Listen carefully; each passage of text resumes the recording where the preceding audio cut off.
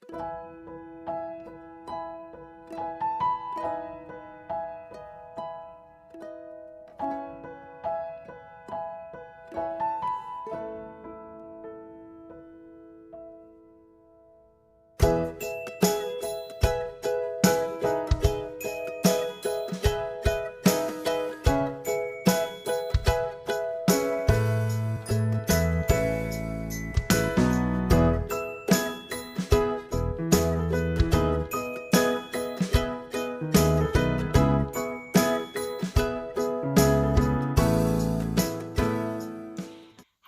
and welcome to episode 12 of the Stitch Create Love podcast. My name is Lindsay and I'm coming to you from Cheshire in the northwest of the UK, where I live with my husband and our 4, soon to be 5-year-old daughter.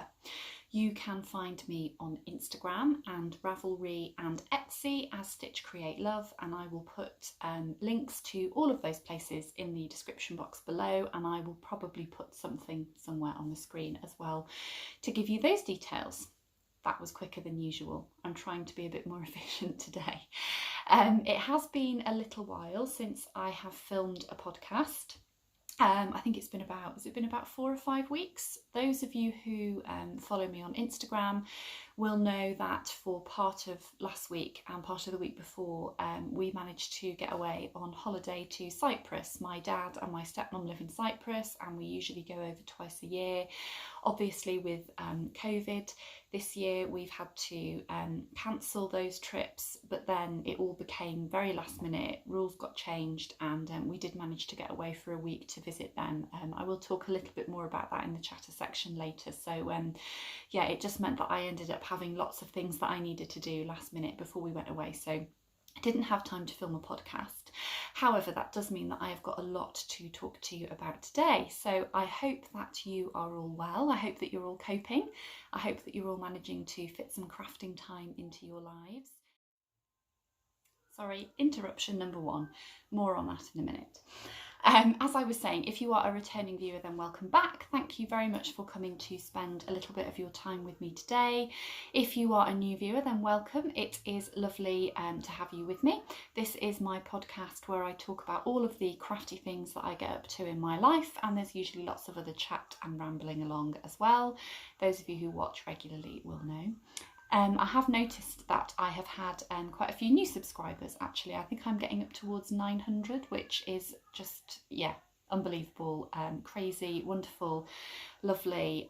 Yeah, so if you are new, then welcome. It is lovely to have you with me.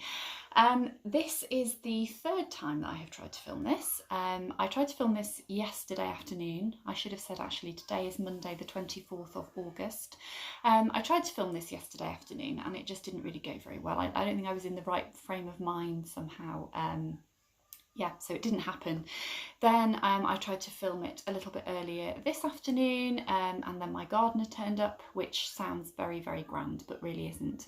It's just a man who comes once every 2 or 3 weeks to cut the lawns. But where I'm sitting, the window to the front garden is right in front of me, and yeah, a little bit off-putting to film a podcast whilst the gardeners are here. So now this is the 3rd time that I've tried to film it. I'm already being interrupted by Eloise, so anything could happen today. Let's go back to the notes. I've made more notes than I would usually make. I'm attempting to be a little bit more organised. I normally do quite a few different sections in the podcast, but today I'm just going to do finished objects, works in progress, and then a chat section. I'm still going to talk about all the same things that I normally would, acquisitions, sharing the love, plans, but I think just from kind of the notes that I've made, everything will weave nicely into those 3 sections today. So without further ado, let's get on with some finished objects. The first finished object I don't have.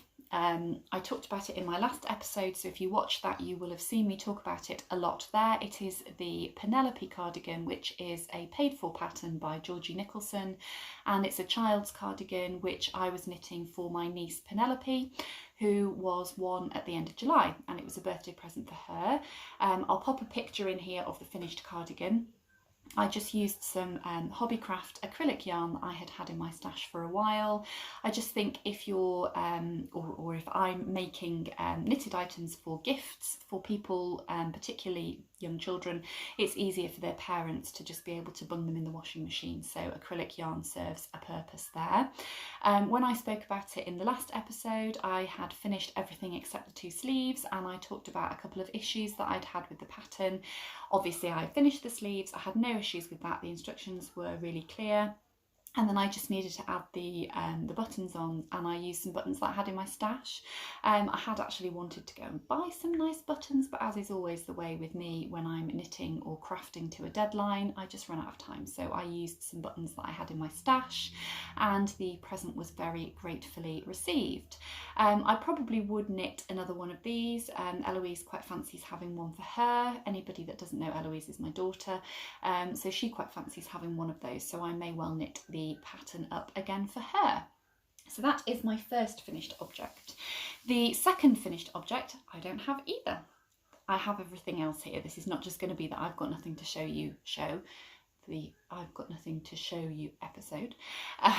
Yeah, so the second finished object I will pop a picture of in here. So this is a sewing item, and it's something that Eloise and I made together. So I mentioned at the start that we have been away on holiday, and as a result of that, her last day at nursery was brought forward. Originally she was going to carry on going, this week would have been her last week, but basically because we ended up going away, we'd have ended up having to pay for those days at nursery that she wasn't there just to get the extra week. So she finished a little bit earlier. She had her last day at nursery because she's starting school in September, which she's very, very excited about, as am I. 6 hours a day. Anyway, yes, so she wanted to make a little present to give to nursery to say thank you, because she's been there since she was 10 months old, and although she was only going 2 days a week towards the end, it's been a massive part of her life and our lives. So we decided to make a gift for them, and we made a cushion.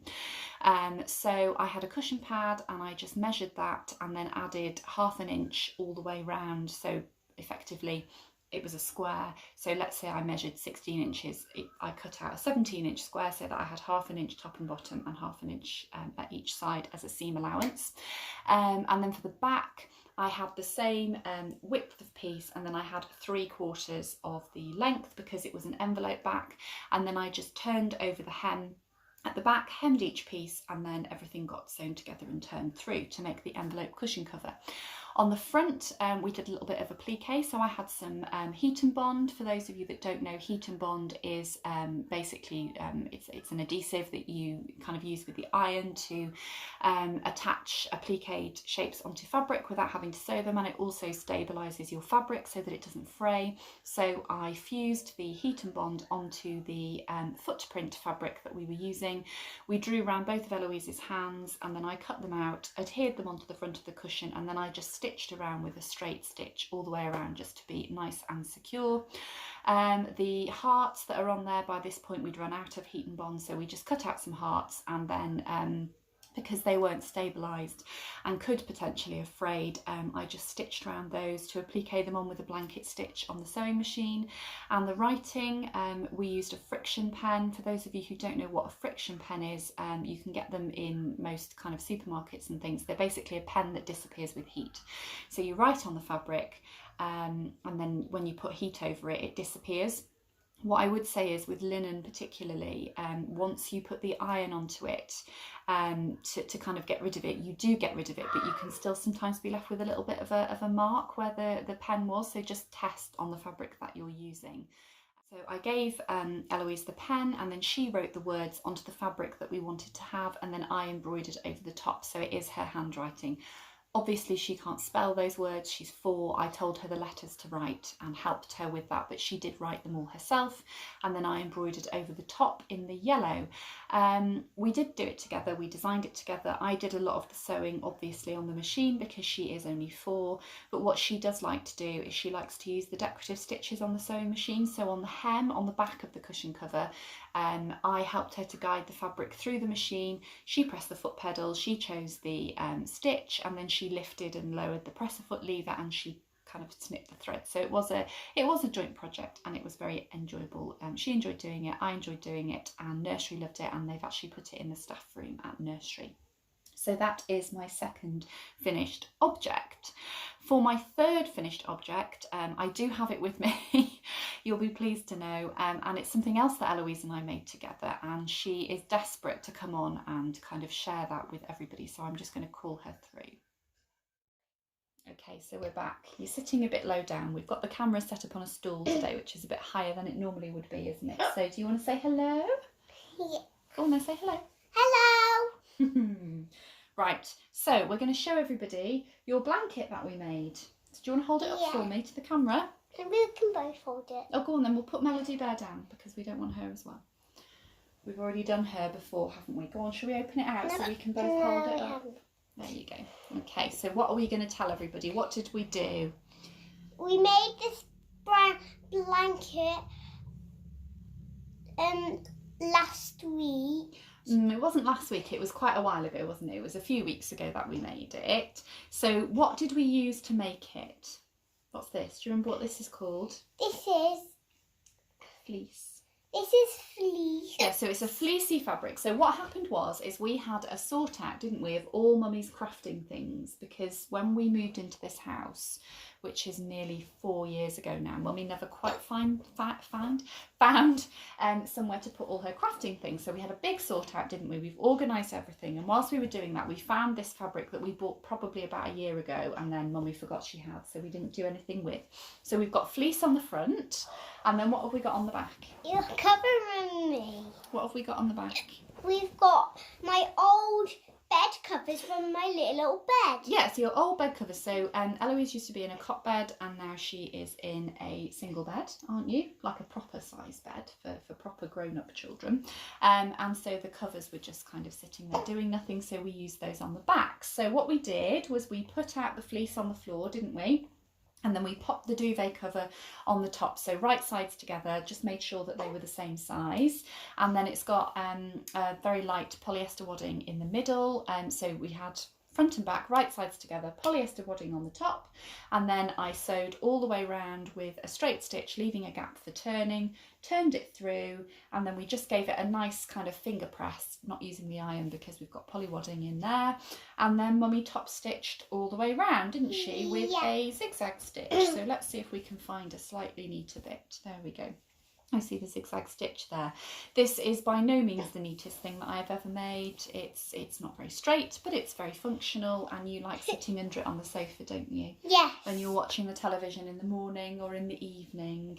Or in the afternoon. Or in the afternoon, which is what's happening now because you're watching telly while I'm doing this, aren't you? Yeah. Yeah. So that's your blanket. So thank you. Do you want to take that in there with you now while you're watching telly? What are you going to do now then? Well, we've shown Melody Bear before, but you can hold her up if you want to. Yeah? She came to Cyprus with us, didn't she? Yummy. Can we talk? Go on then, quickly. This is Melody Bear. You've got the hiccups, haven't you? Yeah. Oh. Yeah, it's gone. I feel like there may end up being quite a bit of editing today. She has managed to go back in the other room, but I'm not sure for how long. Okay, so my final finished object is, it's the one that I'm kind of most excited about showing and the most nervous about showing at the same time. And I have lots and lots of notes about this, so I'm probably going to refer to them. So this is my finished cowl.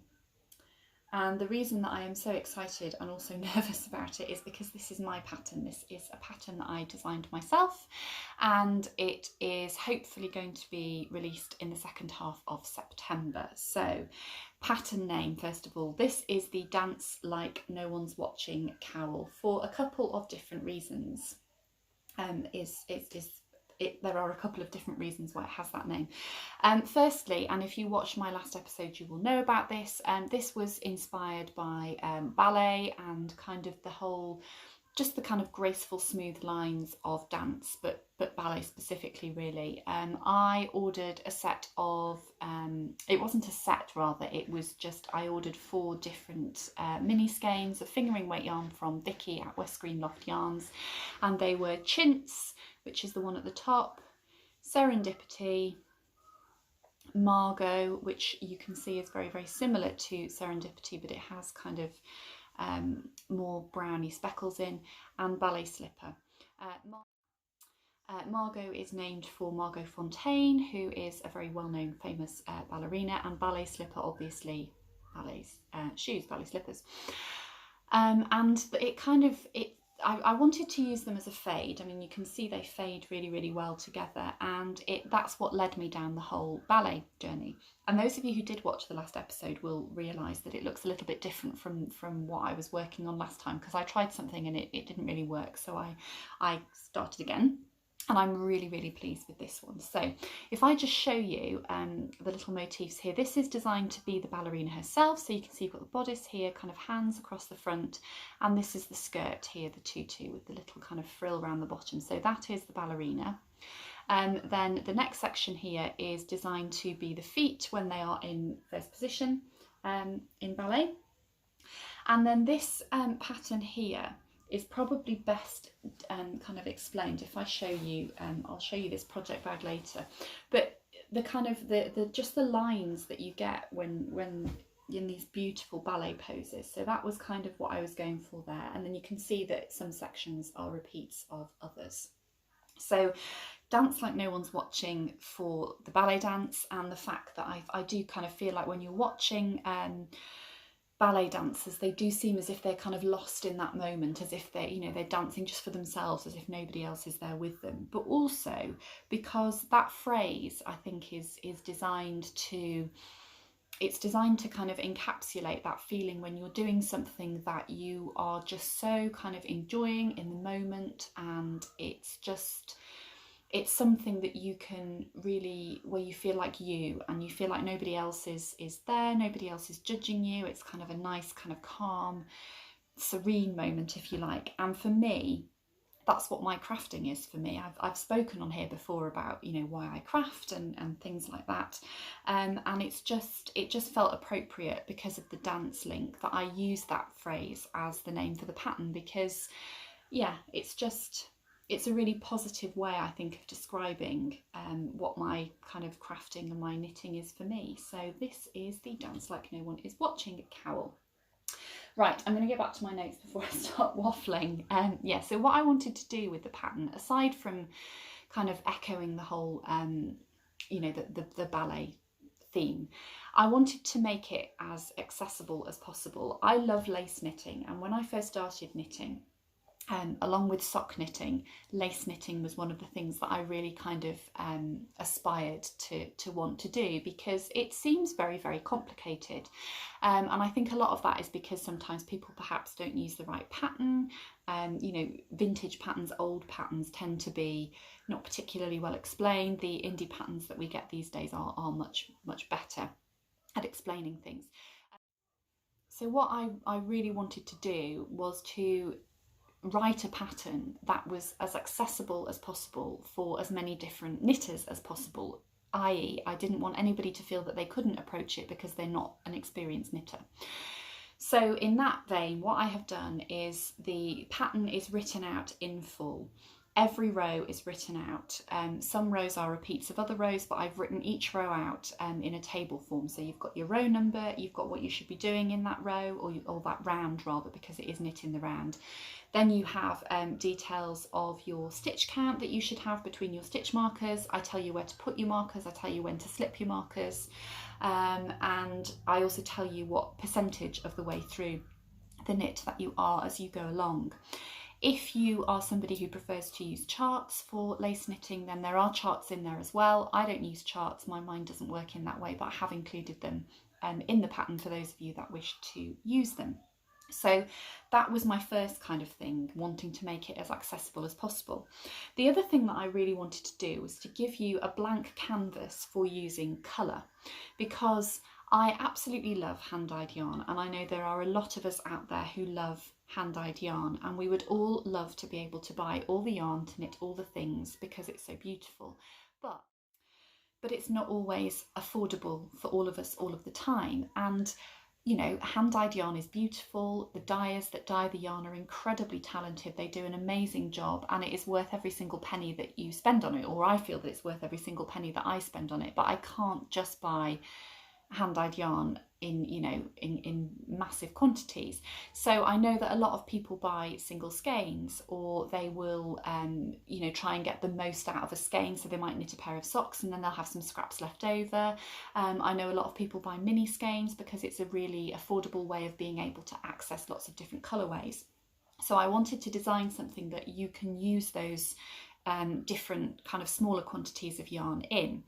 So it's going to be a paid for pattern, but I'm not kind of giving away anything really by saying that the pattern is exactly 100 rows, because 100 is a number that divides quite nicely into lots of other numbers. So if you have 2 different colours, or 4 different colours, or 5 different colours, or, you know, however many different colours of yarn that you've got, hopefully you should be able to work it out, dividing it into the 100 rows so that you can get even kind of bits of each colour. So for example, on this one I had 4 different minis, so I've done 25 rows per mini.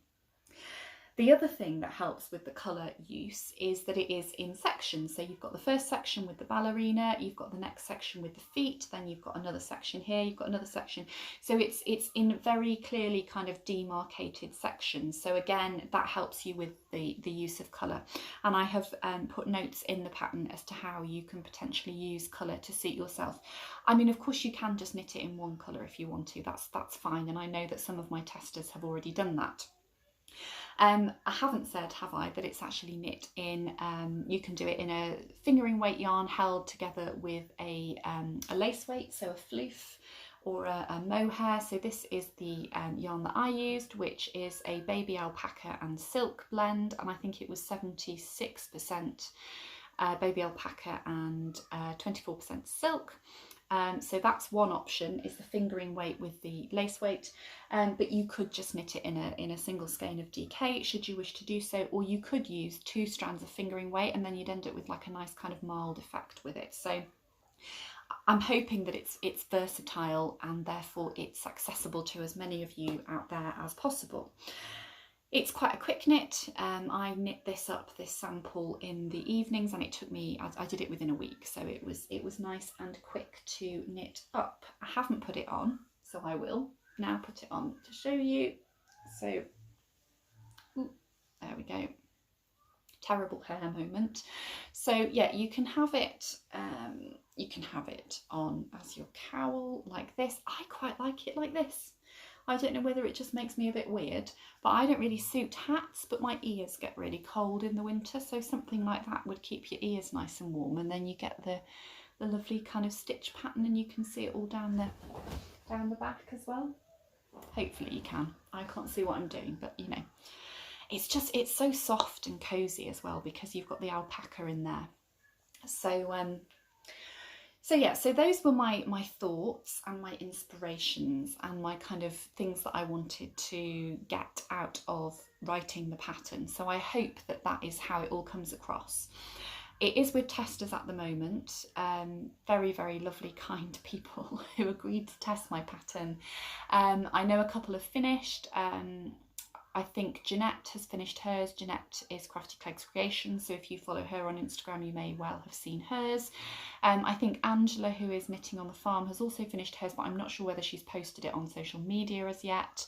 Helen from Giddy Yarns is knitting one for me, and I know she's shown that on her last episode of her podcast where she was up to so far. So yeah, it's with testers, and they have got a deadline of the middle of September to finish that. So as soon as possible thereafter, if there are any problems, I will edit those in the pattern, and then I'm hoping to release it thereafter, and it will be there available for you in plenty of time for Christmas gift knitting, if that is something that you would want to give as a gift. It would make a lovely gift. The words that I've kind of seen around online being used to describe it by people who've seen it are things like elegant and delicate, and yeah, that is what I was going for really, and I'm really pleased that it has been received in the way that it has. So yeah, that is my Dance Like No One Is Watching cowl, like no one's watching cowl, and that will be released hopefully in September.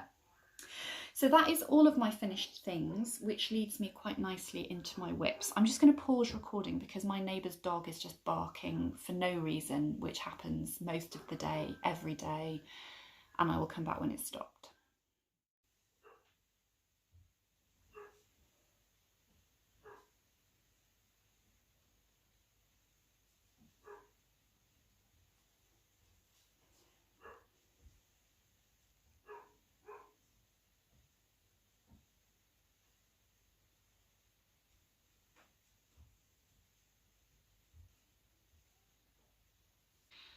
Right, I'm hoping that it stopped.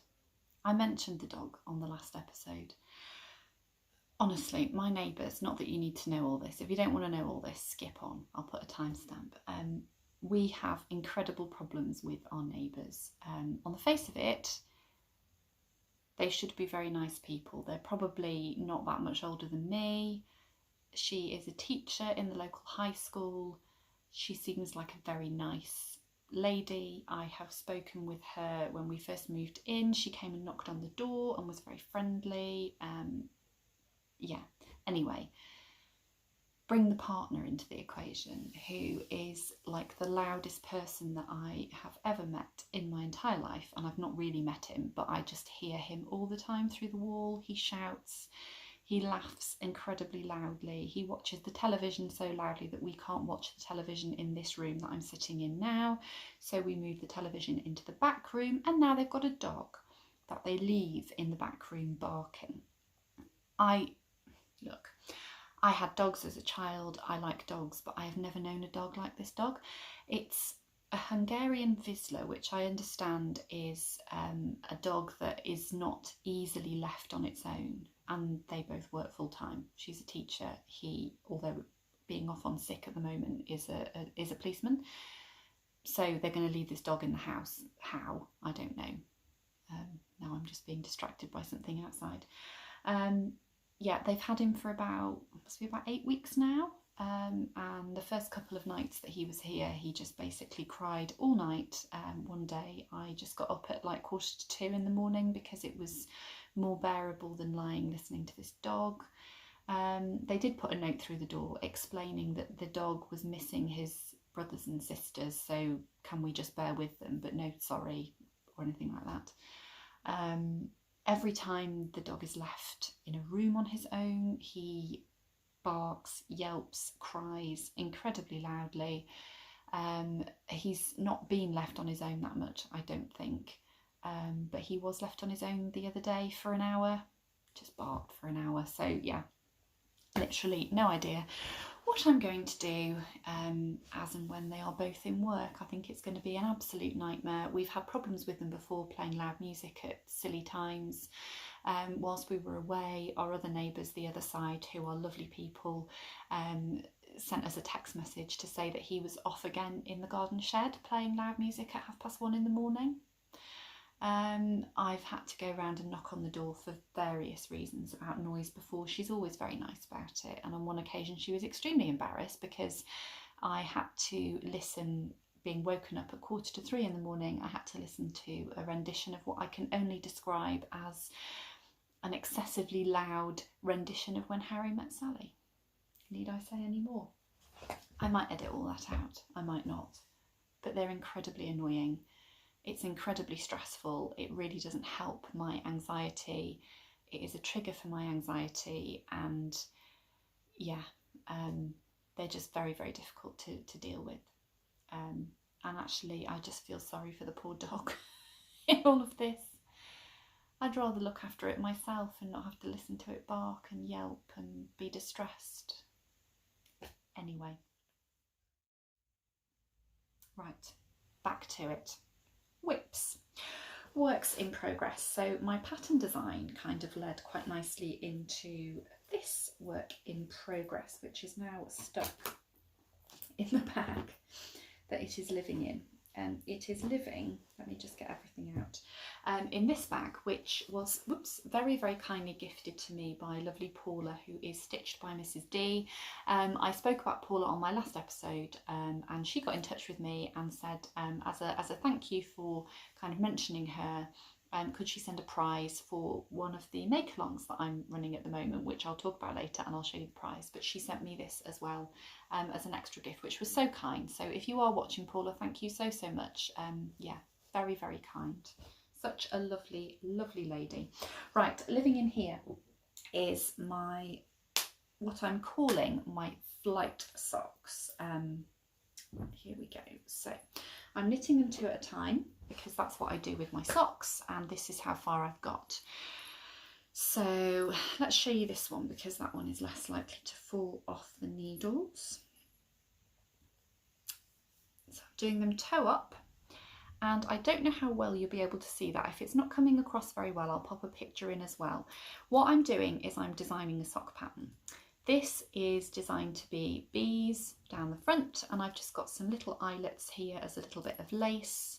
And so I'm calling them my flight socks, A, because bees have wings, but also because these are the socks that I knitted on the aeroplane when we went away to Cyprus recently. And having now realised that you can do that, I'm definitely going to do that. What I normally do is I normally take my knitting away with me in the in my hold luggage, but we didn't have any hold luggage this time because we just thought it was, you know, less touch points with COVID and things.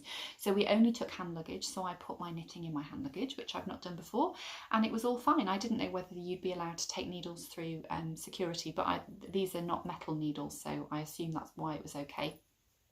But yeah, I knit these on the aeroplane, and actually I'm now thinking they look a little bit more like planes, but they are intended to be bees. And what I'm trying to do with this is a similar thing to what I've done with the cowl, really. Sock knitting is another thing that I think beginner knitters aspire to do and think that they're never going to be able to do. And there are a lot of quite experienced knitters who I think just believe they can't knit socks. And I was watching, oh gosh, it's a while ago now, Gaynor from Tales from Cuckoo Land, and she was talking about her knitting journey and how she'd come to where she was now. And I remember her saying about sock knitting, you know, it's not as hard as everybody thinks it is, and it really isn't. If you can knit in the round, if you can knit, purl, increase and decrease, you can knit socks. You just need to be shown how to do it and kind of follow the steps in the right way. So hopefully, if this all comes off, I'm doing a pattern which will be accessible and approachable for new sock knitters, because I know a lot of people start off with vanilla socks, but I find vanilla socks quite boring. You need to have something to keep you interested, so it is just stocking stitch on the back, but then on the front you've got this stitch pattern. So I've got a few more of the pattern repeat to do before I get to the heel, and I'm having a little think about the heel. I'm going to try and work out a way that I can make it as easy as possible. I think a heel flap and gusset puts a lot of people off. I like the heel flap and gusset for fit, but it is a bit of a faff to knit, so I'm going to have a think about what I can do to make that more accessible. This is going to take a while. It's probably going to be nearer Christmas time that this is ready to be released.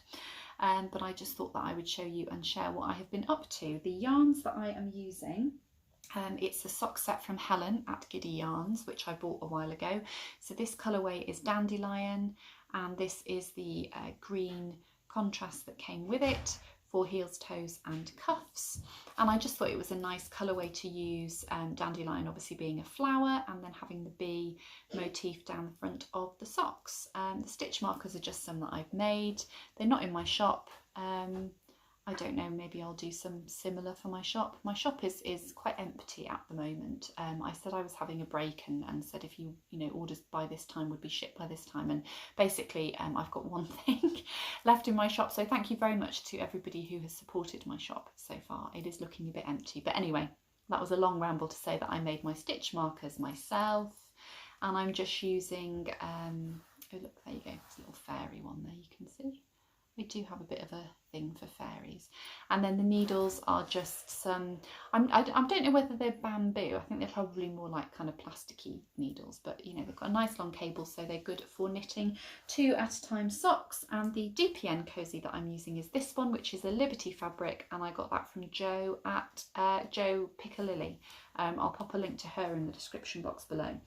That came with 2 lavender bags in the same fabric, and I also got another DPN cozy from her at the same time, Mummy, which I will show you later. You may have just heard a mummy, excuse me a minute. Okay, we've agreed a point at which you can next come back in and carry on talking to you. Right, so that was my flight socks, but you obviously can't get the pattern yet because it's not there yet. So the next thing that I'm going to talk to you about is my Zweig sweater, which is a pattern by Caitlin Hunter, Boyland Knitworks, and that is a picture of it there. And this is a knit along that I am hosting with Kathy of the Whatnot podcast, and I am knitting mine in Drops Baby Alpaca Silk in light grey, which is super duper soft and lovely.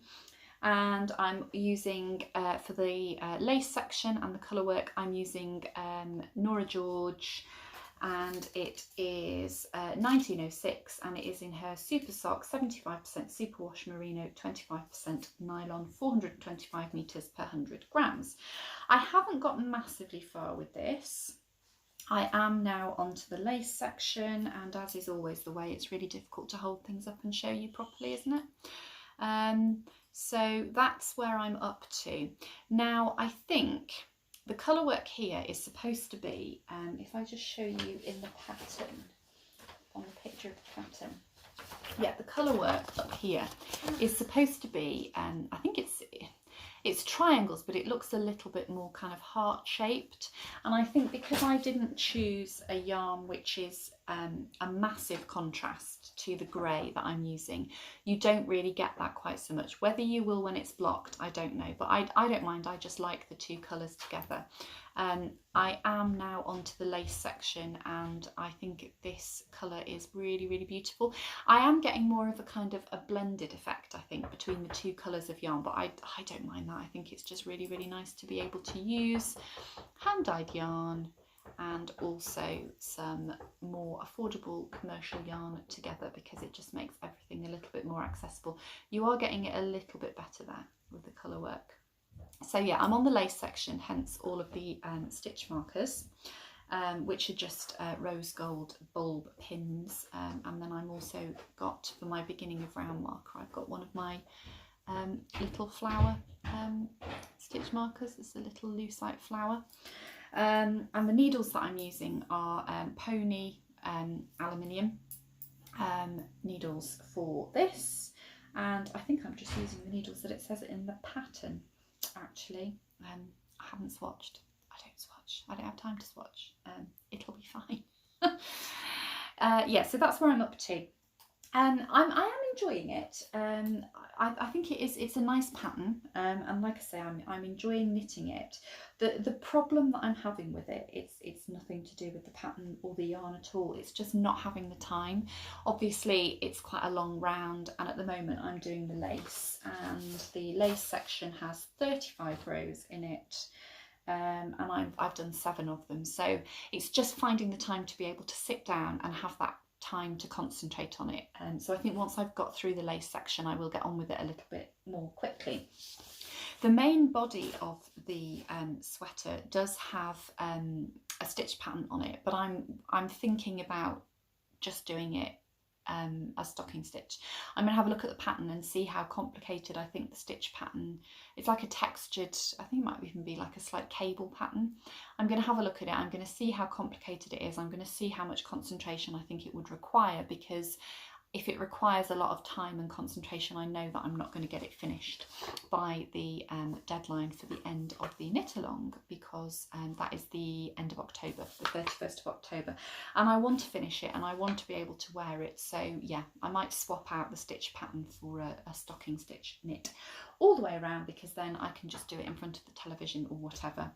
If you have a Zweig on your needles already that you would like to try and finish, or if you would like to cast on a Zweig and knit along with Kathy and I and the others of you who are joining in with the knit along, then you can do that.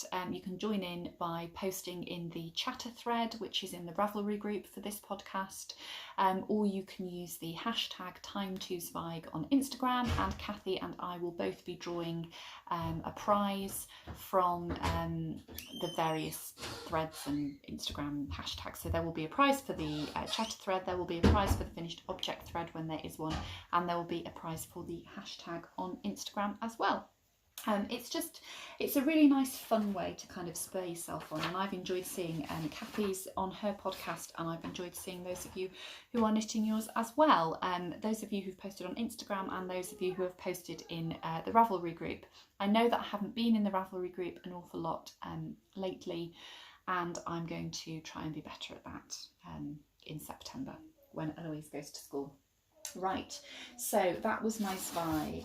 Then where am I up to? Right, I had a little bit of a wild cast on party the other night. I've come to the conclusion that there are so many things that I want to knit, and the only way that I'm actually going to knit them and stop faffing about is if I cast them all on, and then they're all there, they're all on the needles, and I can choose which one I want to work at any given time. So the first one that I'm going to talk to you about, let's talk to you about socks first. So again, I'm just trying to get everything out of the bag to show you. So I am knitting the Mint Tea Socks, which is a pattern by Debbie from Daisy Stitches. So those are the Mint Tea Socks. So you've got a lovely sort of a textured stitch pattern here, and then this is like a bit of a lacy, cabley sort of pattern here.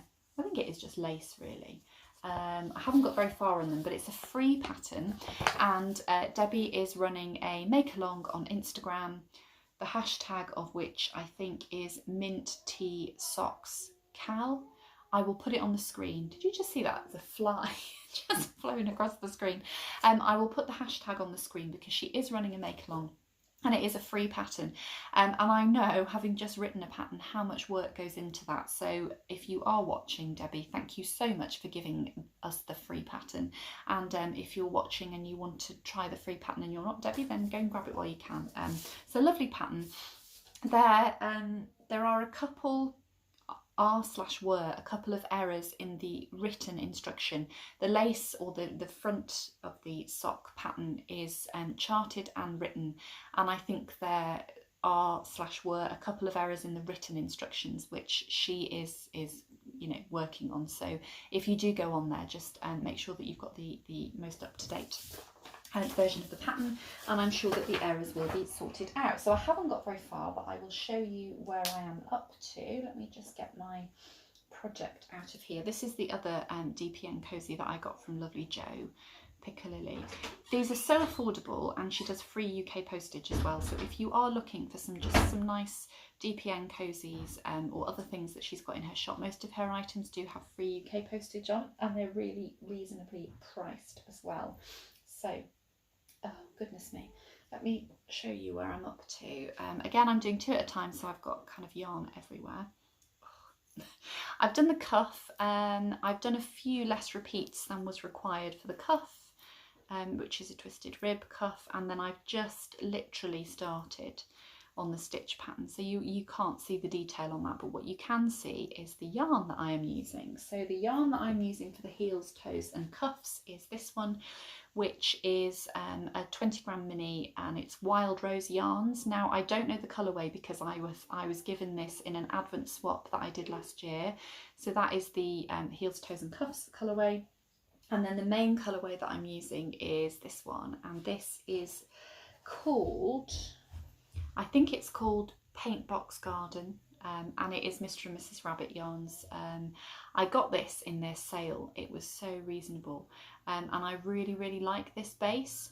Let me see, I think I might have put the yarn label in here. Did I? Yes, I did. There we go. Ooh, Mr. and Mrs. Rabbit yarns. So yeah, it is Paint Box Garden, and it is Poledale Superwash sock yarn. So it's an 80% wool blend of Polwarth and Corriedale yarn and 20% nylon, 400 meters, 100 grams. Now, what I would say about this, and I think this is true of a lot of hand-dyed yarns, when this was skeined up, when it came, I wouldn't say that I was disappointed with it, but it wasn't what I had expected, having seen the photograph of it online. It looked a lot more orange.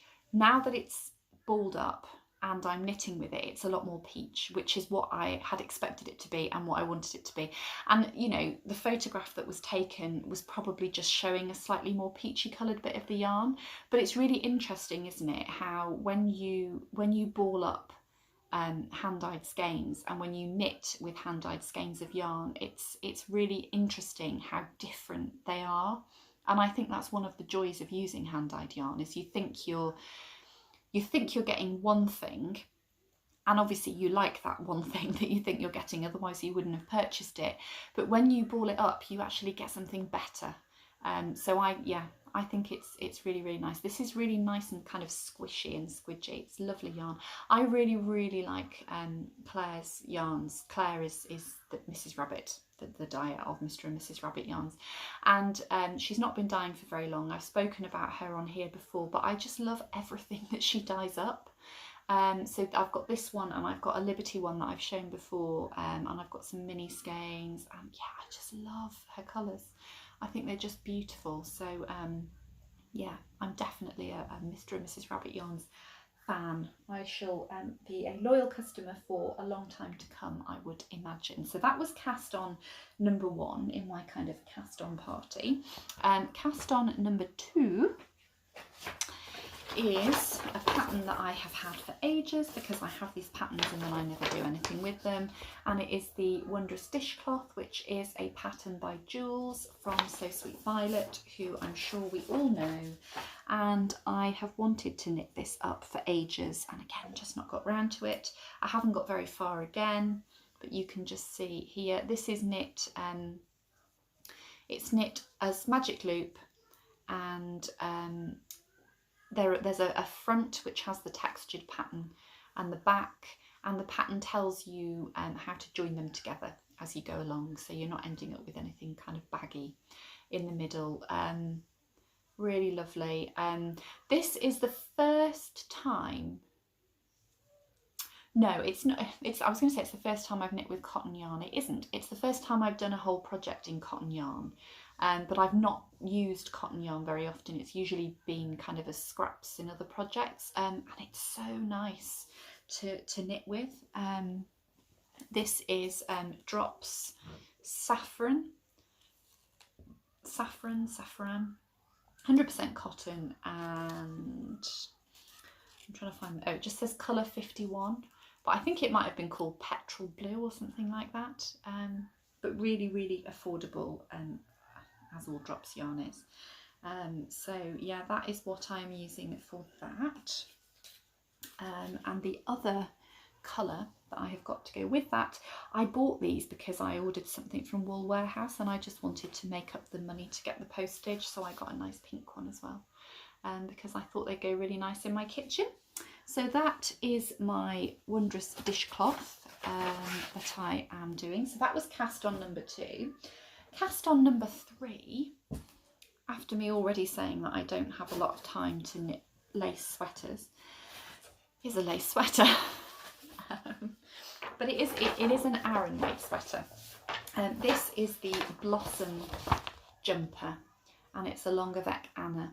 She has got 30% off her patterns. Actually, I don't know whether she still has. Over the weekend, she had 30% off her patterns because it's 3 years since she started being a pattern designer, so she had 30% off, and I really like all of her patterns. I think they look lovely, so I got this one, and I did get a couple of others as well. But this is it's an Aran weight or a worsted weight sweater, and I knew that I had some Aran in my stash which has been sitting around for a while, so this is what I am knitting it in. It's coming out paler. I think it is slightly more, it's slightly darker. That's probably a more true reflection than this side of the colour that it is. And the yarn that it is it's Rico Creative Soft Wool Aran, and it's 75% acrylic and 25% wool. I bought this ages ago, and I was going to knit the little cabin sweater with it, which I do have the pattern for, and I still haven't cast on, but I just, yeah, it's quite for an Aran weight yarn, it is quite it's quite fine and quite soft, and I just felt that it would suit better a lace design. But the yarn that has been used in the sample for the pattern is Aran weight yarn, which is 166 meters per 100 grams, and this is 300 meters per 100 grams. So what I decided to do, just because, you know, it's costing me, I think these were about £3 a ball, so it's like it's costing me a few £3 balls of yarn that I can always frog if it doesn't work. And it's, you know, the pattern, yeah, it's costing me the pattern, but I can always knit the pattern in something else. And so what I've done is, I think the pattern says, is it 4.5 millimeter needles? The ball band on this says 5 millimeter needles. So I have gone up. I'm knitting this on 5 millimeter needles instead of 4.5 millimeter needles, and I'm just going to see how I go. It recommends obviously a certain amount of positive ease. It recommends between 5 and 10 centimeters of positive ease, and I am therefore knitting the 1, 2, 3, 4th size, which is that the large? I think it probably is. Let me just see if I can work that out. I don't know. It's the 4th size in brackets, which I think is the size large, because my bust measurement was it was like a comfortable bust measurement rather than a bust measurement that I would be taking more for dressmaking purposes, was 110 centimeters, and the finished measurement on that size is 117 centimeters. So and then the next one up was 126 and a half, so I think that would be far too big. So I'm having a go at that. I haven't got very far. As you can see, I've just cast it on and I'm just doing the ribbing. It's bottom up, this one, which I've not done before, so that will be interesting. And I know that I'm going to have to knit it for longer than it says, because I am quite long in the body, so I will measure it against me as I'm going along. And the progress keeper that I've got on this one is a lovely little butterfly, and that was very kindly sent to me by Anna Maria, who is Little Creative Sheep, I think, on Instagram, and I will talk about her a little bit more shortly. So that is my blossom jumper that I've not got very far on at all, but again, it was part of my cast on party, because now that it's cast on, I may actually do it and work on it. Although I've already said I don't really have time to concentrate on lace in a sweater, but this is not part of a knit along, and there's no kind of deadline on that one, so I should be fine. Right, for my next whip I need a helper, so I shall get her and I shall come back. Okay, we're back. I might have chopped the top of my head off at some point here, because I've had to tilt the camera down for you. Okay, my final whip and my final item from my cast on party. What is it? It's my hat. It's a hat that I am knitting for you, and I will show a picture here. So this is one of the other patterns that I got from Along avec Anna, and it is the Dandelion hat. And we do have a bit of a problem. There we go, Dandelion hat. We have a bit of a problem getting hats for you, don't we? Yeah. Hats tend to be quite small for Eloise. I think she's got quite a large head circumference. Daddy's got quite a large head, hasn't he? Dad, it's so big than mine. When my husband bought a cycling helmet, he needed to get like a size that they didn't have in the shop, because he's got quite a large head circumference. So I think you get it from Daddy. But anyway, so yeah, I've cast on the size for Eloise that I would normally make for myself, because I think children's hats don't tend to be made big enough for you, do they? No. So again, I've just cast on and I've just done the ribbing here. I've used the Estonian cast on, which is my cast on of choice for most projects. I just think it gives a really pretty edge. And then the yarn that I'm using is this one. Do you want to put that down, because we'll talk about that in a minute. Do you want to hold that while I talk about what it is? It's just an acrylic yarn, so it again was from Hobbycraft. It's the Women's Institute, what's it called, Soft and Cuddly DK, 50 grams, and it is, I think it is completely acrylic, yeah, 100% acrylic, because, you know, it's white and I just want to be able to throw it in the washing machine. And the shade colour is Pink Fleck. I got that in the sale. I think I paid something ridiculous, like £1.88 or something, for each of these. So I've got enough to do 2 hats, I think. So Mommy, I'll give that back to you. Okay, so yeah, I've got enough to do 2 hats. So I'm going to do one for you, and I might do one for Penelope, or yeah, I'll see. Can I just unwind that, because it won't reach the camera? So yeah, there's my little stitch marker that I'm using. That is lapis lazuli stone, and then it's got a little flower charm on the bottom. So yeah, that is my last whip, and you know, not a lot done on it, but let's just say that I've cast on all of my autumn knitting, shall we? Can I have that back now so that I can wind it up and put it in the bag? And then Mummy's going to talk a bit while you sit nicely, and then you can do your next bit, okay? But I want to do my next bit now. No, because it doesn't make sense otherwise, and then people will just get confused. Right, okay, so that is my last whip for today. So that moves me on to the chatty section. Chatty section, starting with make-alongs. So there are 3 make-alongs at the moment. The Zweig knit-along I have already talked about, so I'm not going to say any more about that, other than just to remind you that if you want to join in with that, you can go and post in the Ravelry group, or you can use the hashtag timetozweig on Instagram. The other make-along that I am running, that I have been absolutely rubbish at kind of keeping up to date with, is the Florence make-along for the Florence Bee. If you bought a Florence Bee English paper piecing kit from my Etsy shop, or if you are following the tutorial on my YouTube channel to make your own Florence Bee at home without using a kit from my Etsy shop, please join in with the make-along. You can either post in the Ravelry group, there's a thread in there, or you can use the hashtag sclflorencemal, which is on Instagram, and I will put the hashtag on the screen again. It was originally going to run till the end of August, but because I have been absolutely hopeless at it and I haven't, you know, reminded anybody about it or anything, I'm going to extend it till the end of September, because I think it will just also give people a little bit more time, because I know people have got children going back to school in September, so they might get a little bit more time to join in with it. So please do join in if you would like to. If you have a kit, then obviously you've got it all there for you. If you don't have a kit, the tutorial is on this channel. Maybe I'll pop a link to it in the box below, and you can use your own stuff at home. It's fairly easy to be able to do that, really. I don't think I'm going to be able to get any more kits. Can you not do that, please, while I'm talking? I don't think I'm going to be able to get any more kits into the shop in time to do for the make-along, just because I've got so many other things going on at the moment. But yeah, if you would like to join in with that, there will be a prize, which will be some more English paper piecing goodies. So yeah, that's going to run now till the 30th of September. The other make-along that I have going on at the moment is one that I am co-hosting with Angela from Knitting on the Farm, and that is the Christmas Gifts with an S Mal 2020.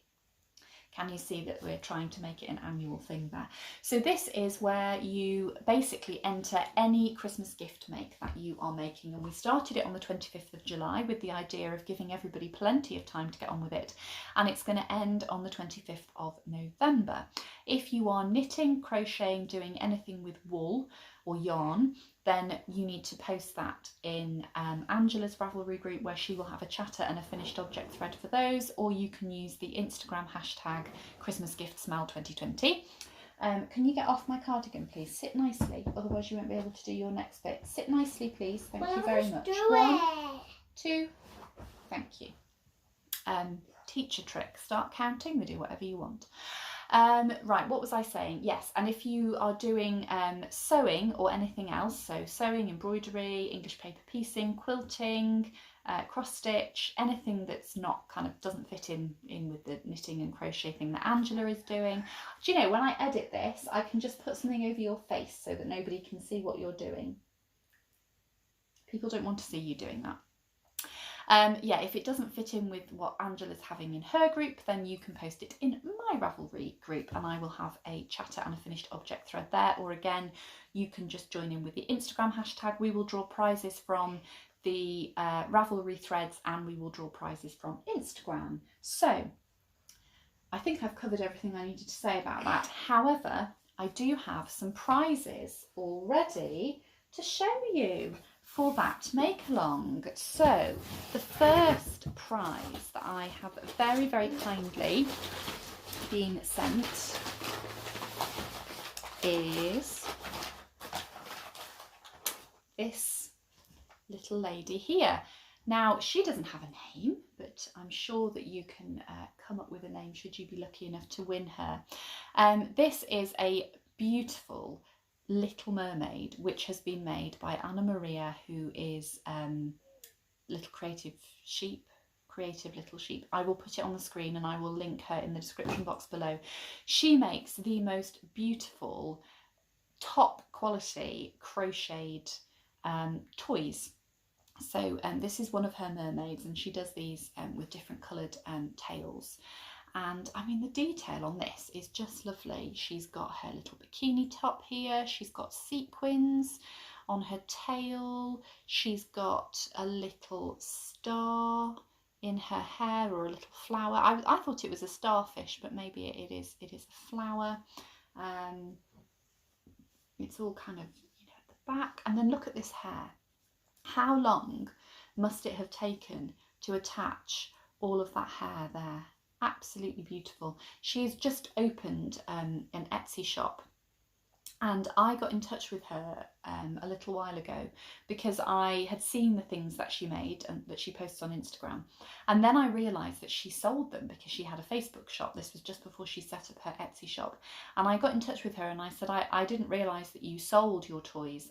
Do you ship to the UK, and how much is shipping? Because I wanted to buy one for Eloise and one for my niece, for Penelope, for her birthday. And she was so kind. She said that she would just be happy to make them as gifts. And then she popped this in as a prize for the make along. So that's so kind of you. Thank you so much. These are beautiful. I could never ever make anything that beautiful. Toy making is something that I would love to do well, and I'm in awe of what she's done. There are some other little goodies in the bag here. There's some sweeties and a little decoration, and also there's these little kind of flowers that come with the mermaid. I mean, it's just beautiful. So that is one prize that you can win. And just because, you know, I just want to show you how beautiful her things are. This is what she made for Penelope, isn't it? Yes. This is I mean, just look at the work. And I mean, it's quite big. It's not small, and it's really well stuffed. The ears are just, oh, it's just lovely. Look at the flower. Then you've got the little pinafore and the buttons. It's just lovely, isn't it? Oh, yeah. Anyway, so I'll have to give that back to Penelope now. Right, and what did she make for you? This. Now, why have you got a purple mermaid? Because purple is my favourite colour. Yeah, Eloise's favourite colour is purple, and I knew that she would want the mermaid, because Anna Maria very kindly said have a look at the photographs that she's got and tell her whatever we wanted, and she would make whatever we wanted. So she made that for you, didn't she? Can I just hold her up to the camera? So again, she's got the same kind of details, but all in different colours. Look at her face and her flower or her star. And yeah, so Eloise absolutely loves this, don't you? So what do you think you should say? Because she'll probably be watching. What do you think you should say? You can say it to the camera. Yeah. Thank you.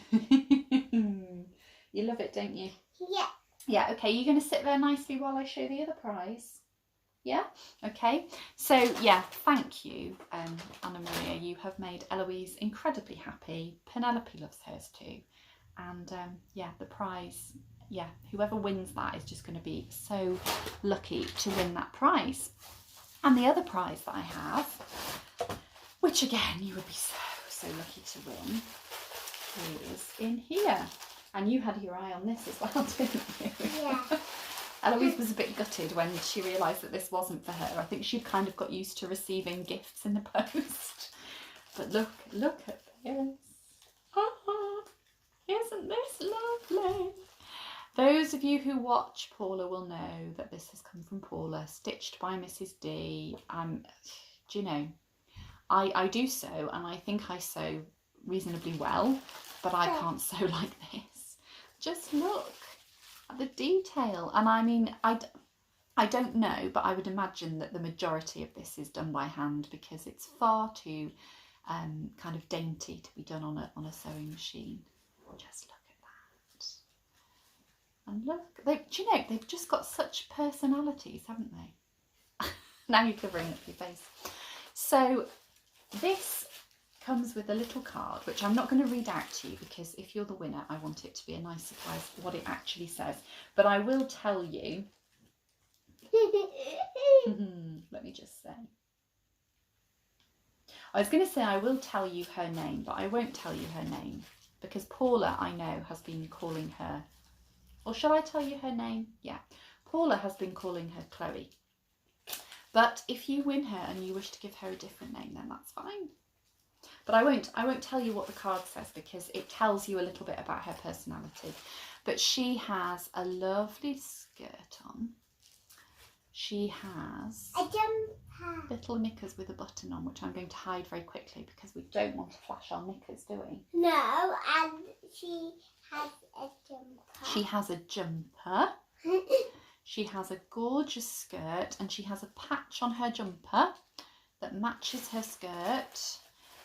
And just look at her. She's so beautiful. Absolutely beautiful. I know that Paula is doing, it's not a monthly club. I think it's a seasonal club for her bears. And I'm not sure whether she has any slots left, but if you would like to join in with that, you don't have to sign up for like multiple, you can just do them one at a time. I'm just talking, just hang on please. What? Mummy, what? That was from Jeanette, wasn't it? It was from Jeanette, yes, but we've shown that one before. Yeah. So yes, if you would like one of these, then go and have a look in Paula's shop. But if you join in the Christmas gifts mail, you could win one of these. Yes, that's right. Somebody's going to win you. Yes. Yes. Yes. Yes. Do you think maybe I should have gone into the children's television presenting instead of crafting podcast? Anyway, she's beautiful and, you know, faultless sewing. So, honestly, Paula, you're so clever, you're so talented, and she is absolutely beautiful. Thank you so much for donating her as a prize. So that is another prize for the Christmas gifts now. And I thought, being as the prizes that I've shown are toys, I thought it would be quite appropriate to gift them for the Christmas gifts now, because toys just make me think of Christmas. So she's all wrapped up in beautiful tissue paper as well. Yes, Eloise? Mummy, on Wednesday, can I give the elephant back? You can give the elephant back to Penelope on Wednesday, yes. Let me just pop this back in this envelope and we'll see what we need to talk about next. I was just going to mention a couple of things that I'm going to be doing for the Christmas gifts mal. So a couple of projects that I'm going to be working on as Christmas gifts. I am going to be knitting. Can you sit down, please? Because I need to get one of these. I can't reach if you're standing up. I can stand up once I've got it. I'm going to be knitting this Oliver Pig, which is a pattern by Susan B. Anderson. I'm going to be knitting it in Drops Muscat, which I have ordered from Wool Warehouse, and that's been shipped today, so that should arrive soon. And I'm going to be knitting this for... Who likes pigs? I don't remember. Who likes pigs? Who likes pigs? That we went to stay with last week. Who got all the pigs out for you? Nana Helen. Nana Helen.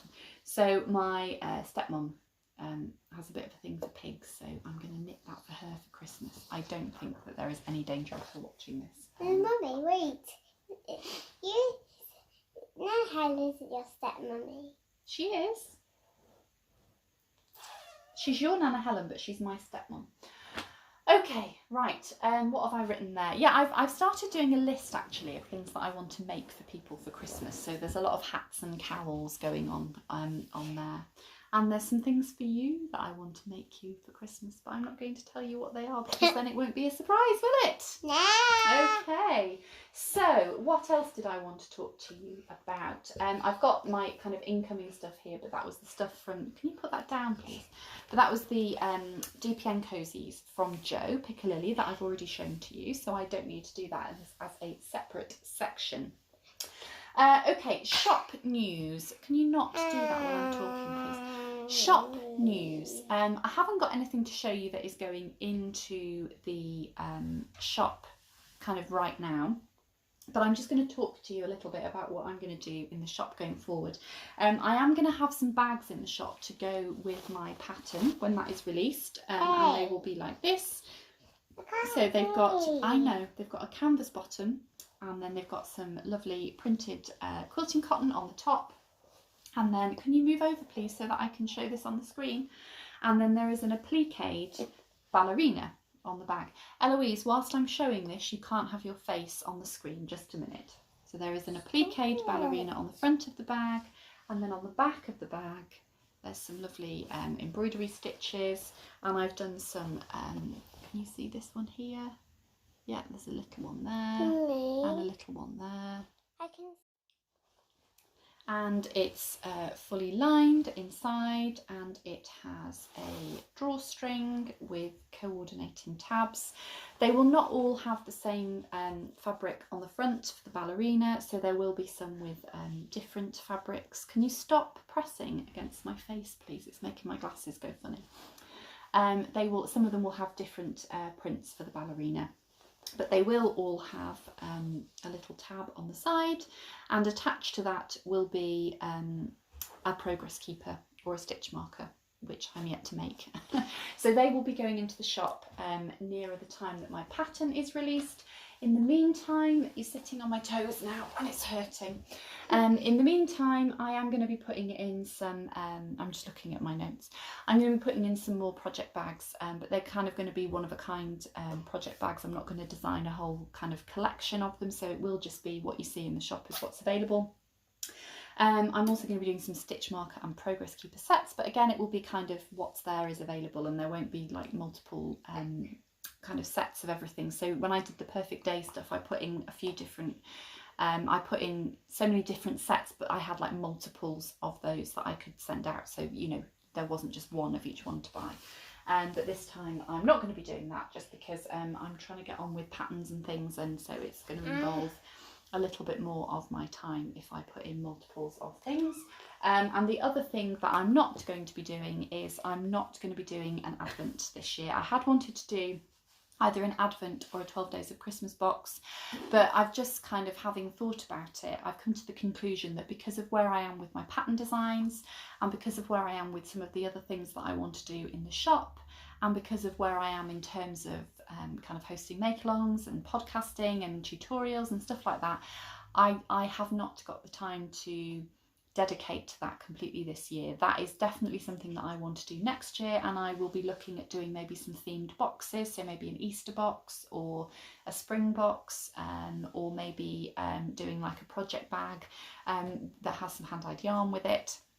So that's something that I'm going to be looking at for next year, but for this year I just think that will be trying to spread myself far too thinly, and then the quality of what I'm kind of producing will not be as I want it to be. So there is going to be no advent. Right, sharing the love is the next section that I'm going to do. Can you sit up please, or can you go in the other room? Nothing. Well, you're not sitting like that. Right, we've had a word and we've sat back up nicely, because if you don't sit nicely, you're going to have to go in the other room, aren't you? Okay, not a lot more to say. Okay, sharing the love. I just wanted to mention very, very quickly that there is a new podcast, should you wish to go and take a look.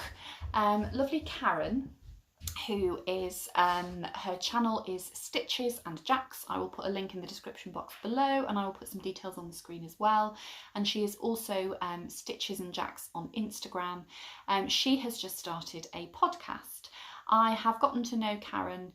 I think I've probably gotten to know her a little bit more actually since she started podcasting, because that tends to be how it goes, isn't it? When somebody starts podcasting, you do tend to feel like you know them a bit better. But I had kind of chatted with Karen on Instagram before, because Karen has bought quite a few things from my shop. And I know that she is very, very good at supporting a lot of us kind of small businesses, small business makers type thing. She's very, very good at doing that. And she is lovely. Her podcast, I mean, I could tell she was nervous at the start, but she really didn't need to be nervous, because she's just so lovely, and she's got a really good mix of projects that she's working on. She makes a lot of things for her grandchildren, and she's making a lovely christening shawl at the moment, which, yeah, I'd love to knit that. A good mix of kind of commercial and indie stuff, so commercial patterns and indie patterns, commercial yarn and indie yarn. So if you want to watch something that gives you a bit of variety, then yeah, do go and check Karen out. I am definitely looking forward to her next episode already, and she does tend to post quite a lot on Instagram as well. She's been making a quilt, I know, over the last week. So yeah, go and have a look at Karen. I'm sure you will enjoy watching. Okay, what else? I've just got 2 more points on here. I've got holiday and I've got school. Holiday, just to kind of explain really. So yeah, my dad and stepmom live in Cyprus. They've been over there for about 12 years now, I think, and we normally go over twice a year to visit them. We were due to go in May, and that got cancelled because of COVID, and then we were going to be going for a fortnight in August, and it looked as if we weren't going to be going. So rather than kind of lose the money, we moved our August flights that we had for this year to a point next year, hoping that we could go then. But then a week before we actually ended up going, the Cyprus government changed their kind of travel rules to say that you could enter Cyprus from the UK provided that you had undertaken a COVID test 72 hours before you went, and that an NHS text message or email result was fine, because before that they were saying that you couldn't go in with an NHS test result and you had to have a private test and they don't come back quick enough and all of that kind of stuff. So knowing that, we decided to go, and we booked a test, and we had a test done, and it was very, very efficient. And I kind of wanted to tell you about that on here, because I know that lots of you will probably have to have a test at some point, and it's quite a scary thought, isn't it, if you don't know what's involved. But it was dead easy. It was really well organised. We went in the car. It was really easy to do. I have heard so many horror stories. Those of you who don't know, the way that the test is done is you swab the back of your throat, and then you also have to swab up your nose. And there are a lot of horror stories going around about how you have to push this swab so far up your nose that it is like really kind of, it's agony. And it's not. You really don't have to push it that far up. You have to push it up until you get a bit of pressure, wiggle it about a bit for kind of 10 seconds, and then take it out. So I was nervous about it, and I didn't really need to be. It was very, very easy. We got our results back within 48 hours. The government seems to suggest that you get them back within 24 hours, but you don't. I think you do, depending on where you live. But we got ours back within 48 hours. And then we had to upload all of this information onto the Cyprus Flight Pass website, which is kind of just so that you've got electronic copies of what you need to be able to get in. Manchester Airport, which is where we flew from, that's our local airport here, it was just so efficient. We did pay to fast track through security, because we always do, because we've got Eloise with us, so it's just easier. The security staff were lovely. We only had hand luggage this time, and they explained, you know, get a tray for this, put your liquids here, do this, do that. They were so friendly, so lovely, and it was just, we just went through. It was very, very quiet. There weren't that many people there at all. Getting through to the other side, most of the shops were open. They were only letting so many people in the shops at any one time.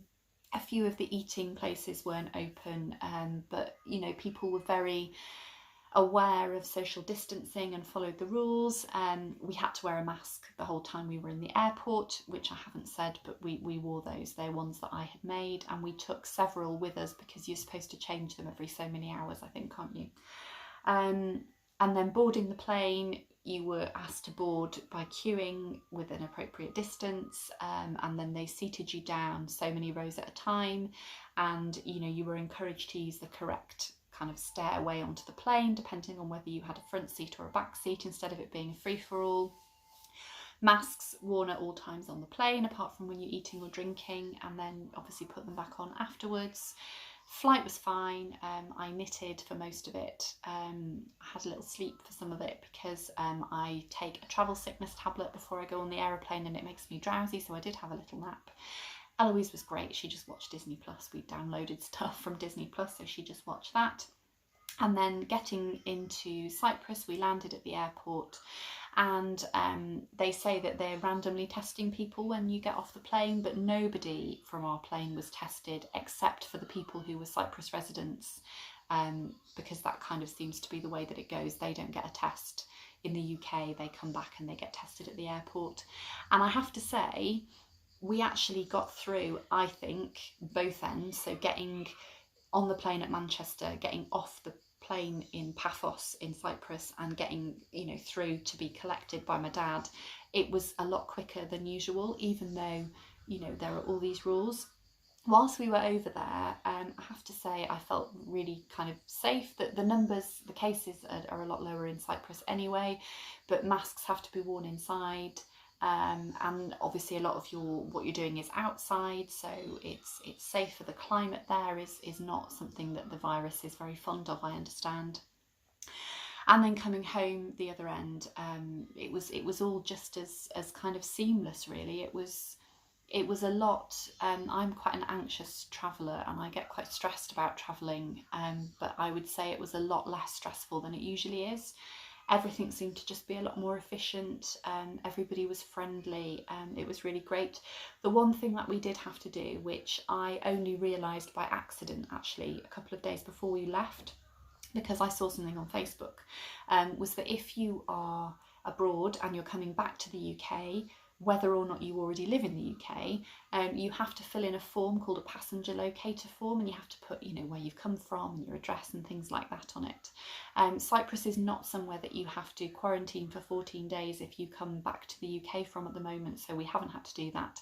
But you do have to fill in this form, and you have to show that when you get to border control. And if you don't have that, then a lot of people have been sent to one side to do it, and it has caused delays. So we made sure that we'd done that form, and then we just got back home just as smoothly as we'd got there. If my dad didn't live in Cyprus, then we would not have gone, because you know, there is a pandemic on, and you know, there are things you have to weigh up, aren't there? Do you feel that it's right for you in your personal situation with your family to go and have a holiday? What our decision was we were going to visit my dad, who, you know, lives abroad. We don't see an awful lot of him, and it was just lovely for Eloise to be able to spend time with him and my stepmom, who, you know, she just gets such a lot out of spending time with them. And we weren't staying in a hotel, we were staying in my dad's apartment. We were going to the beach, and we were using the pool, the shared pool at my dad's apartment. We were going out for meals, but these were to places that my dad kind of knows, so, you know, it was a very safe way for us to be on holiday, if you like. And you know, it was a holiday. It was beautiful, it was lovely, it was, you know, we really, really love Cyprus as a place, and you know, we got married there last year, so yeah. But it was, I'm glad that we went. We very nearly didn't, but I'm very glad that we made the decision to go, because it was just lovely for us to see them and to have some kind of downtime. And I do feel suitably refreshed and reinvigorated and ready to go. So yeah, I am going to pop a little bit of footage at the end, actually, just of my of the holiday. All it is, it's very, very brief. There is a particular road that we drive down. My dad lives in a village which is up in the hills just outside Paphos, and we drive down a particular road every time we go to the beach, and the view from that road is like my favourite view in the whole of Cyprus, and it's beautiful, and it just makes me feel, you know, it reminds me of holidays. It makes me feel like, yeah, it's just lovely. So I'll put some footage in of that at the end, and then I have put a little tiny bit of footage of the beach, and it's just the water really, because I love the sound of the sea lapping on the shore. So I will put that in at the very end. And the only other thing that I was going to talk to you about was school.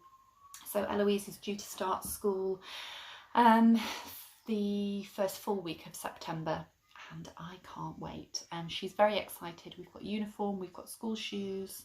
Actually, we haven't got school shoes, but I've ordered them, they're on the way. And the school that she will be going to is literally just around the corner from us, so we'll be able to walk there. I won't have to drive. And I'm just really looking forward to her being able to go to school and make some new friends, and, you know, be kind of mentally and educationally stimulated in a way that she hasn't been throughout the whole of lockdown. And it'll just be really nice for her to have a bit more of a normal experience. And I'm looking forward to it for me, because it means that I can just I can kind of regain something that I think I've lost a little bit, particularly through lockdown, which is a little bit of control over the situation that I'm living in. So I'm looking forward to being able to have a bit more of a routine in terms of managing the house, and I'm looking forward to being able to do some more work for the shop and pattern designs, and I'm looking forward to being able to do some exercise, and yeah, I think it'll be really nice. So yeah, that's where things are headed. So I don't know exactly when I'm going to be able to podcast again. It will be 2 or 3 weeks, I would have thought, but I shall look forward to seeing you all again then, and sharing hopefully some good progress on my many whips with you. Until then, thank you very much for watching and for spending a little bit of time with me. Stay safe. I hope that you're all well, and yeah, I will see you again very, very soon. Thank you for watching. Bye bye.